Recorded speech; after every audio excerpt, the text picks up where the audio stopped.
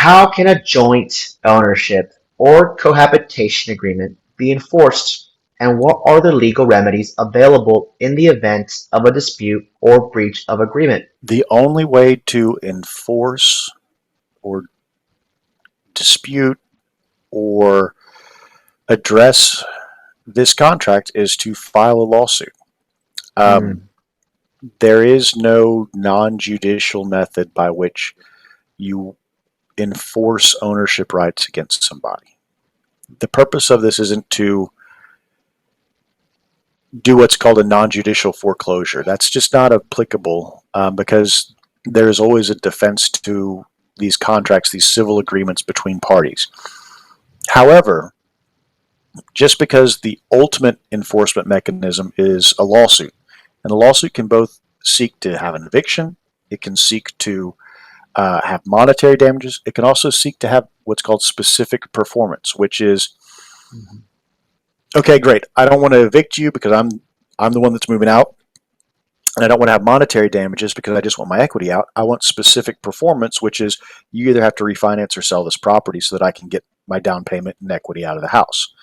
And so specific performance is the enforcement of action taken by a party, or if not taken by a party, taken under order of a court for that purpose. And so specific performance is the most important part of a cohabitation agreement because it can allow a judge to order the house to be sold, to have attorney's fees that were necessary to enforce that agreement be deducted, to have someone evicted, those kinds of things. But while I tell you that the enforcement mechanism ultimately is with the courts, the hope is that by having this documented, having this black and white, having this objective agreement put together, you don't have to go to the courts because there's, like I use the example, we're going from here to here on what the issues are. And once again, I don't know if I've ever done a perfect cohabitation agreement because I've never met a perfect couple. And so there are ways that people will have disagreements. And I think that there's a lot of disagreements that can still come about that are entirely bona fide and legitimate and not in bad faith, but they're maybe seen through the lens of the emotions of a breakup.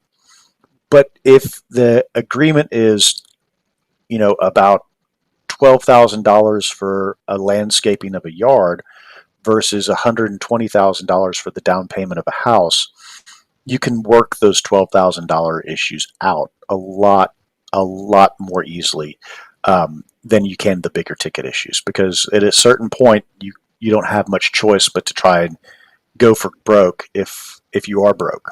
And so, by limiting what the issues in dispute are, you can avoid lawsuits by having those obligations put together that detail objectively what your obligations are and objectively are backed up through payments, agreements, emails, mortgages, principal balances, broker price opinions. That's part of, I guess, one of the things I would last say is, we try and even put the mechanisms down for how you sell the house. Hey, we bought it with Omar, we're going to sell it with Omar. And so he's the one that gets to tell us what the price is. And if he puts it at the price X and hadn't sold in 30 days, we would do 10% a month until it goes and sells. Um, Hmm.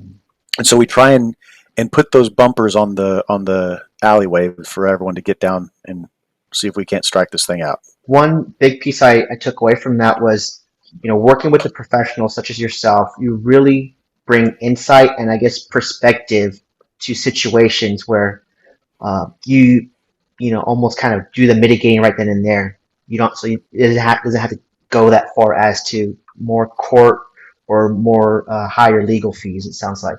Am I correct in saying that? Absolutely. Yeah, it's no different than what you do. If you can address, hey, there was foundation work and there wasn't a warranty provided. Well, let's get that warranty put up from our, the foundation company. Let's get it now before we list it because we don't want someone to come back and renegotiate against us. And so by Mm. knowing and having that experience as a realtor of what it is that you've seen people push back on in the future, well, let's address that concern now. Same thing here. If you know that people are going to push back on day-to-day expenses uh, as a stand-in for mortgage payments, well, let's just make a rule now that you can't do that, and we explain that very, um, clearly and objectively so that everyone knows that that's the rule. And by doing that, we create less friction points, which leads to less litigation and allows for not something that makes a breakup better, but it makes it easier.